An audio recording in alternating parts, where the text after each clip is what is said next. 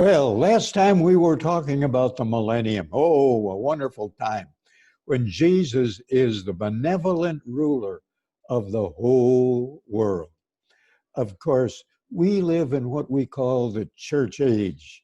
This began back in the Gospels and with Christ, and then on through the New Testament. That at the present time, God, as in the Old Testament, God carried on his plan, his program, through the Jewish nation. That's the Old Testament. Come to the New Testament, and we end up with churches. And this is the church age, the dispensation of churches. And what God is doing now is through his churches that are constructed and put together after the Bible pattern. Not everything called a church is a church. No.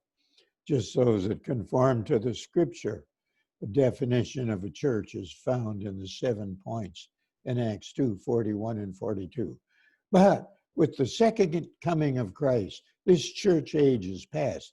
There will be no churches anymore, no pastors, no deacons, no baptism, no Lord's Supper. That's for now.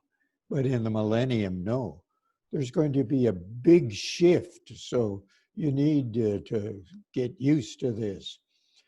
There's going to be a focus back on to the Jewish people.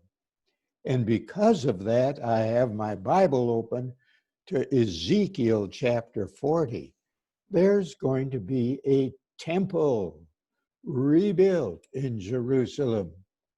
You first, of course, in the beginning of the Old Testament, when the Jews were in the wilderness and so on, it was the tabernacle, a portable affair that they could take down and move around.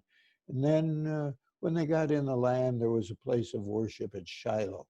But under King Solomon, David had made some preparations, but under King Solomon, the temple was built in Jerusalem. That golden, glorious temple was destroyed by the Babylonian king Nebuchadnezzar in 586 BC. And then after the 70-year captivity, Zerubbabel comes back from the captivity, and the Jews rebuild. Not as nice as the Solomonic temple, but they had a temple.